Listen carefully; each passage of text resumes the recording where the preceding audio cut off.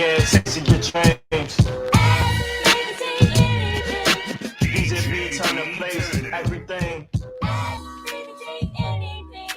Marriage and relationships are not about rings. Trying to raise a family is so insane. He tries to keep politics off the brain.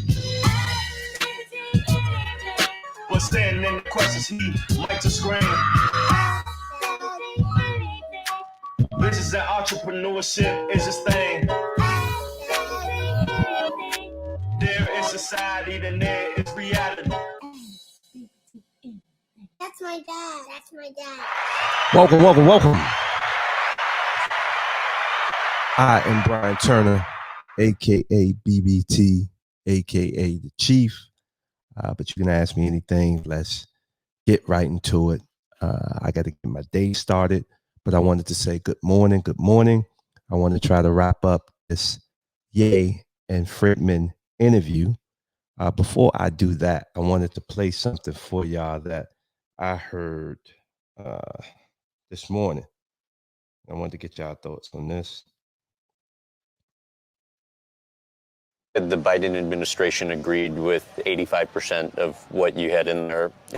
What did they agree with?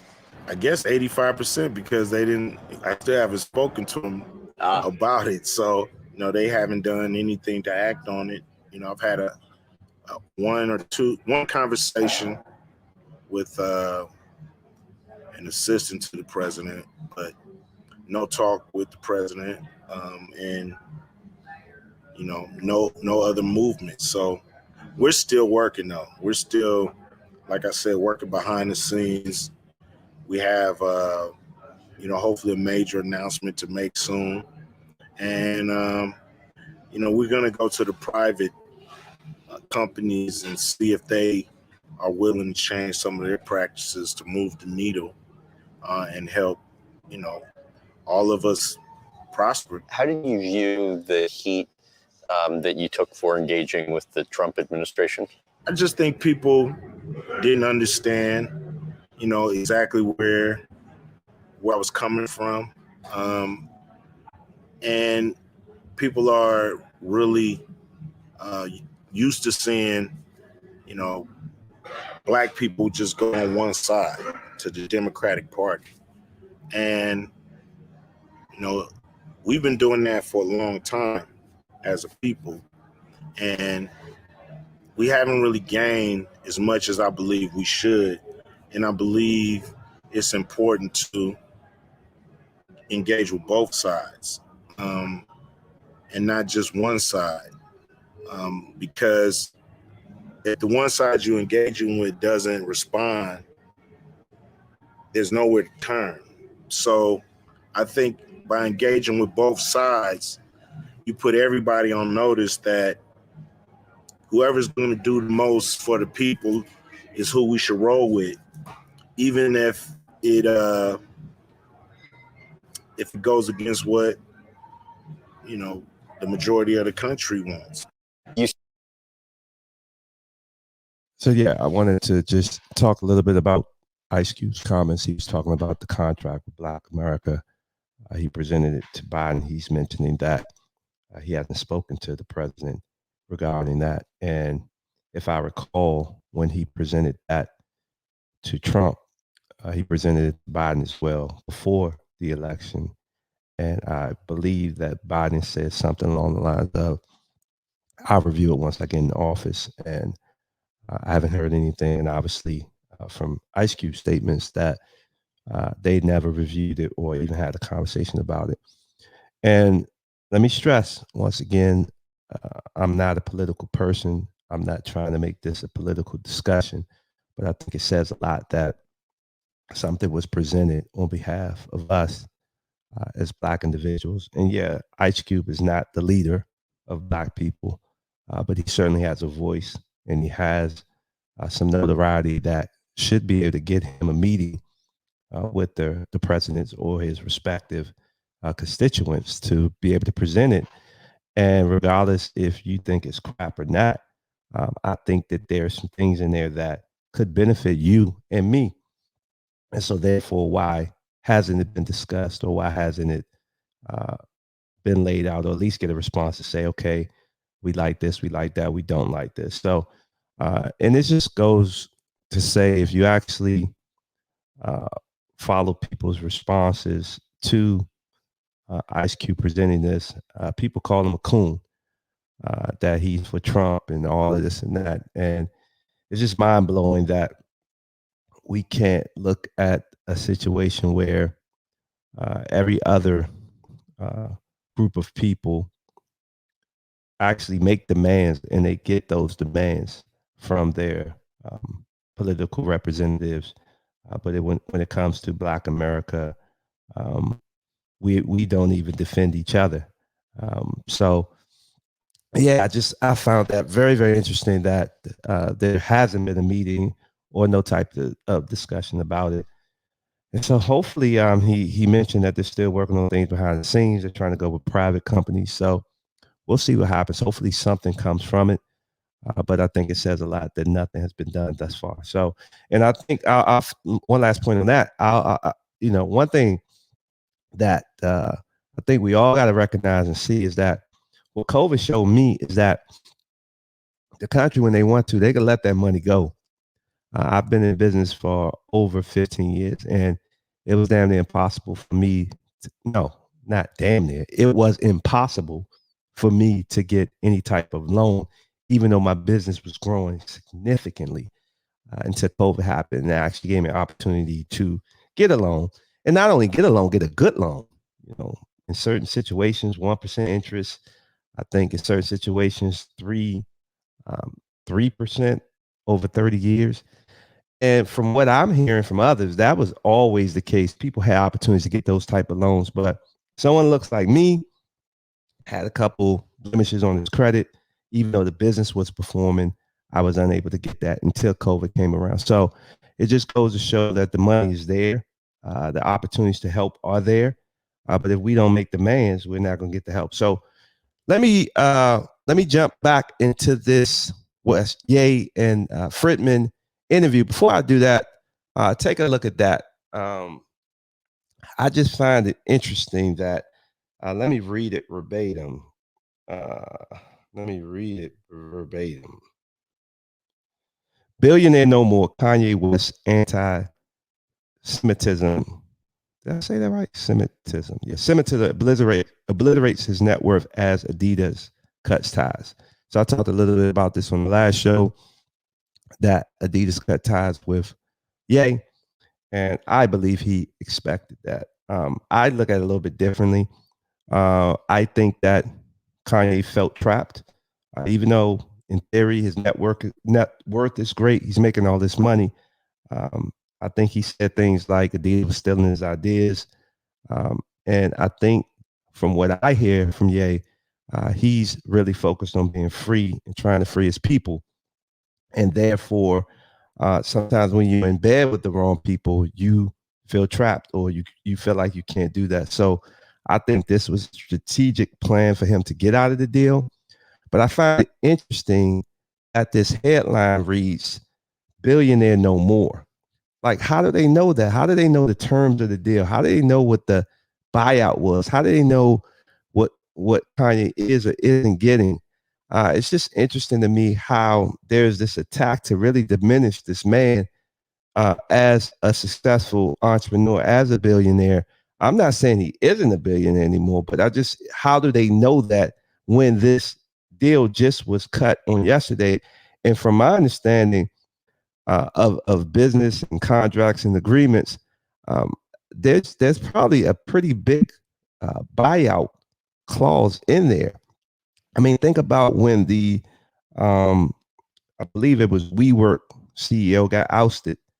I mean, that dude got paid a lot of money. I know it's not apples to apples, but he got paid a lot of money, and I don't think his status of what he was diminished because he got laid off or bought out, or whatever the actual terms were. So I just find it interesting. It's all about narratives, and now that's being pushed all over the internet. Billionaire no more.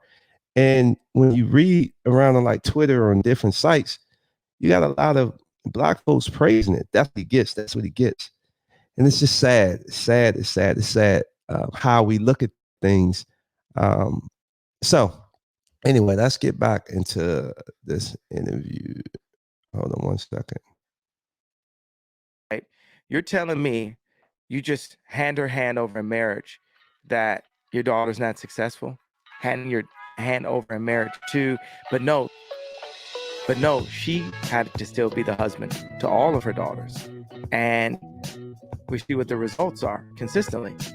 So that's where I get, frustrated. It's like, let that go. Let this person do what you made mistakes on. Don't make this person relive those same mistakes. All right, really and quick. Put that agenda. Really quick, I'm going to fast forward through this Jenner and Kim Kardashian stuff. Where am I at? So I left off at 1 hour 52 minutes. I'm going to jump down to 52:21. All right, let me jump down to advice. Now, let me jump into legacy, which is 2 hours and 2 minutes. Let me jump to that. That's the human, that's the risk you take. It's a wonderful life, though. What do you hope your legacy is? To be forgotten. You think you'll be forgotten? Because the memory, there's ego in memory, in the memories. Who designed the sidewalk? Who designed the water fountain? Who designed the stop sign? Who designed the stoplight? These things are so ubiquitous that the person that designed them is forgotten. If it's a good idea, it's a God idea. And woo, that is a bar. First of all, I never heard someone say their legacy is to be forgotten. I get it. I mean, it's not, you don't really want to be forgotten. You're saying if you do something great. Yeah. But I've never heard someone phrase it like that, to be forgotten. But the woo part for me is a good idea is a God idea. That's powerful. I think that when you stop putting the ego into it and thinking it's me, you start to embrace it's something higher within me. I think that we all start to be on the same page. I mean, we all got abilities. But at the end of the day, I believe some of us act on those abilities, take risks to try to do things, deal with the ridicule that comes with it. And therefore, when it comes to light, a lot of people want to say, oh my gosh, that person's so amazing. You're so amazing. I'm so amazing. But instead, I just went with what God put in me. So yeah, I'll let Ye keep talking about it, but that was powerful to me. So I don't know, VCs can own it. So you want your designs in all realms of life to be so simple that they permeate everything. They take over, and you are forgotten. That's a successful design. Is you're forgotten. Yes. Do you have advice for people? A lot of young people look up to you. You have advice for young people of how to live a life they can be proud of. Don't tweet while you're sleepy. Take a nap. Surely there's other things. I love the humor. Don't take it seriously. Hey, I'll add to that. Don't tweet when you're drinking. So yeah, I suppose is what that means. Don't send sleepy tweets. Unless you buy your own social platform the very next week called Parler. But other than that, if you're not going to buy your own social platform, then don't. Is that why you bought Parlors? So you could be sleepy and send messages out into the wild? I actually am really interested in the engineering aspects of Parler. Is there a vision there? Because I'm also super interested in Elon buying Twitter. I like Instagram better than Twitter. And I'm sure Mark Zuckerberg liked Instagram better than Facebook, or saw how how valuable that was, and he bought it. So you'd like to take Parler or something, whatever is the magic that makes Instagram work, you want to push it. Well, there. I thought it was interesting how it felt like Snapchat made the Kardashians bully Instagram. What's the point of Snapchat going to war on Instagram? Yeah, I mean, just everyone wants to say, well, this is our value, Snapchat. You know, no one wants to lose their value to someone else's value, whatever. It's like, and everything is just, what's the difference between permanent and temporary? You know, it's just a permanent structure. And until God says it's not, you know, it's like nothing's permanent. Our life is not permanent. So how do we just let go of those things? Even like going from the name Kanye West to Ye was the beginning of just letting go of some things, of these titles. Like we need to remove the titles. Like, hey, if I have to leave Adidas and I have to go Next Computers, that may take me out of the billionaire standing altogether. And I gotta get low for however long God says I have to get low and refocus. I've been refocusing my staff. I had Okay, really quick. So Kanye said it. I mean, Ye said it. I guess getting out of Adidas does remove his billionaire status. So I stand corrected. Maybe there is some truth to that, but I just think that headline, it coming out the day after the deal, just doesn't sit right with me. And who? I guess if you really listen to Ye, who cares? I mean, billionaire. You're called a billionaire and you still face the ridicule that this man is facing. And you probably say, yeah, he's doing it because of the comments that he's saying.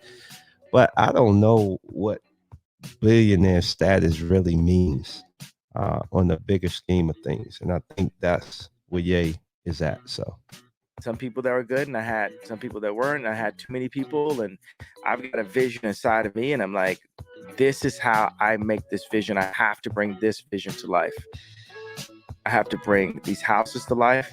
I was talking to one of our architects on, you know, we're actually getting close on it. I've like built it a few times. I had like the domes you probably saw, and I said, you know, how he transformed Kim's house, and you know, we're getting there. Like, So you want to get into architecture? Like you really want this to become physical reality?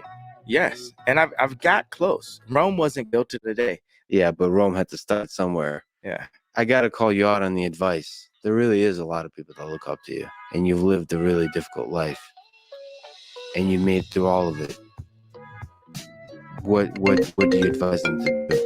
do everything that you feel, even if you are told that it's the wrong thing. No, but not anything violent. So do what you feel, say what you feel. Like trust your heart. Yeah, trust your gut, trust your instincts, because that instinct is who God made you to be, not, you know, what lines up with your like frat brothers, or what lines up with what your dad wanted, or what lines up with your classmates, or, you know, it's just God has something inside of you. And when you walk down the street, you're thinking about it, and then you just see it in the window. And you go down another street, you see the same thing, or you're thinking about a number and that number pops up, or you see it on a license plate. And that's just, you know, something is trying to say, be the maximum Ye, you know, be the maximum you. And God won't give you anything that you can't handle.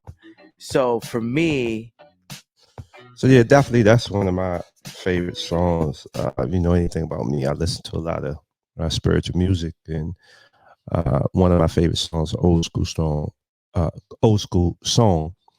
He won't give you more than you can bear. And when I hear Ye talk like this, I mean, it resonates with me so much because that's the life I live. I believe in passion. I believe in going after what you want. I believe in being happy in what you do.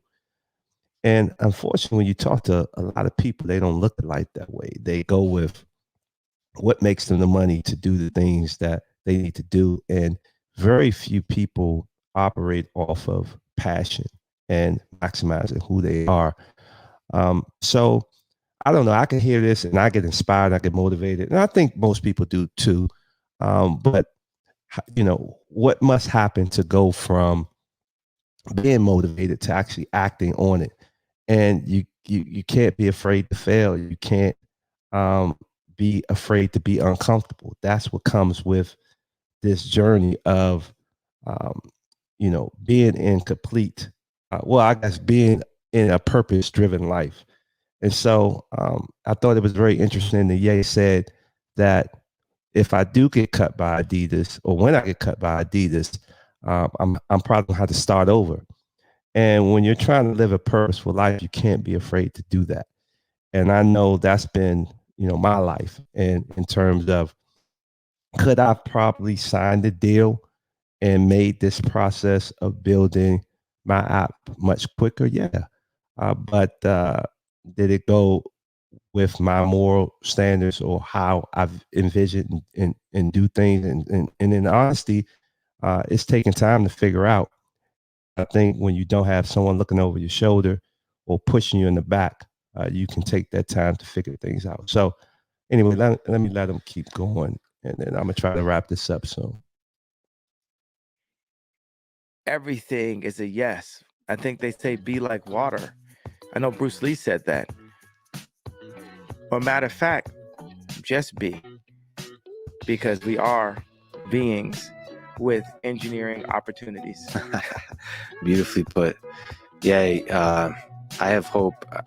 I have faith that however this turns out, that you have the skill and the capacity to really add love to the world. And I hope you do that. I really, really hope you do that. And we talked about the tension of that, the challenges and the opportunities of that. I mean, I see how we could be of use to each other. You actually have a particular thing for me as I eject from media. Because even also, I'm really big at burning the phoenix too. All you know as an engineer that your cells completely regenerate every 7 years. I think I rush the process a little bit, so I run around looking like a burn victim sometimes. Yeah, but I gotta tell you, anyone I am close with, I work with, there has to be trust, there has to be love, and I think you've been burned quite a bit in your life. Sometimes I did it myself. I put my hand on the stove. So how do we get to engineering? There's a deal to be done here. Not saying you're making this money off of that, I'm making that money off, but I don't care about money, by the way. Same, twins. So there's dealings here. You got pain, I got pain, but we're beings with engineering opportunities. For a long time, I thought somebody should create a new social network. And it looks like great engineering could do that. You got two at one time from two of your homeboys at one time. Yeah. And that's a great way. It can be done from scratch, or it can be done anew with an already established platform. Yeah. So I'm gonna end with that. Yeah, I agree. There definitely should be a new social platform. Actually, no, let me let them keep going because I want to hear where they're going. I got a thought on that, but let me let this keep playing a little bit. Very excited by that possibility. Parler is smaller. Twitter is larger. I wonder whether you can do any kind of revolutionary engineering with a large company. If anyone can, I would say it's Elon. Well, Elon can look at what we do over here. That's why God does this a lot of times. He creates doppelgangers. There's a lot of examples where theory happened two places at one time. A really similar type of personality happens at one time. It's weird. It's beautiful. Yeah. Hilarious, actually. Yeah. It's kind of humorous. So we should just share every piece of information together as I go build Parler and as he builds up Twitter and see how to make both those better. But I'll be like, hey, I'm not gonna let Snapchat bully me out of adding something to it that's best. It should just be the best platform possible. Yes. That means TikTok has amazing features. Twitter has amazing things about it. I know this girl that's like, I like Instagram better than Twitter. It's just, she likes that Twitter has porn. But other than that, Instagram. But I was like, well, Instagram is porn also. It's like soft. It's more subtle. It's not telling you. It's not conservative by any means. And okay, I'm gonna end there. Definitely to finish my point, I definitely believe that there should be another social media platform. I just think that I love Amazon, I love Apple, I love some of the social media platforms, but I believe we need to move back to a world of competition. And some of these concepts and companies, they dominate so much. They're so big. They're one of the good books I read a few years ago, the four, they were talking about Apple, Amazon, Facebook, and Google. How the hell I forget Google? And I was just talking about how powerful these companies. We've never seen anything like it. How big these companies are, and I don't know. I mean, if you believe in a concept like too big to fail, um, I mean, these concepts it's hard to really compete with them. If you're a retailer, I mean, Amazon just take you out. So, from a social media perspective, I think I've accepted it's not going anywhere. I think that we do need additional platforms. I think need different versions of it. I do think aspects of it are getting played out in the sense that we want more, we want better, and so hopefully, Yay does well with Parlor. Hopefully, my concept does really well. It's not specifically social media, it's social technology. Um, it's I don't even want to get into that. I don't feel like talking about that. But anyway, I definitely wanted to wrap up the interview. You can go watch the full interview. It's titled Kanye Ye West uh, Line Lex Fridman Podcast number 332. Go watch it out in its entirety. I stopped it at 2:11. It's about 15 more minutes. That's talking about the last, it looks like the last about from 2:16 on. It's talking about regrets. I didn't, you can go and listen to it for yourself. So, just to wrap up, definitely great interview. I definitely like Lex. I like his approach to interviewing. I think that he gave Ye his opportunity to speak. He didn't agree with everything. He challenged them on certain points. Definitely very thought provoking discussion. And I would love to know your thoughts. I think what Ye is doing is exposing a lot. He's putting himself on the line. And I believe there's a bigger play on the back end. I believe that there are some things being done. I saw something about the ecosystem. I'll talk about that in another show.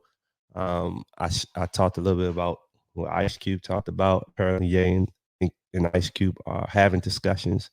So, yeah, I mean, I think that if you are black, you have to understand that there has been a ton of limitations. I give you a little snippet of my experience as a small business owner, as an aspiring tech founder. Those opportunities to get the funding, they're not as readily available as a lot of my counterparts. I've shared stories in the past on my shows, so we definitely need a more concentrated effort to empower, enrich Black America. I think that we have a lot of potential, but unfortunately, we get thrown scraps. And a lot of people have capitalized off of that pain and that misery. And hopefully, someone like Gay and more people speak out about it and it changes. So I think that's it for me to conclude this uh, review and recap of this discussion. I hope you enjoyed it, and I am out.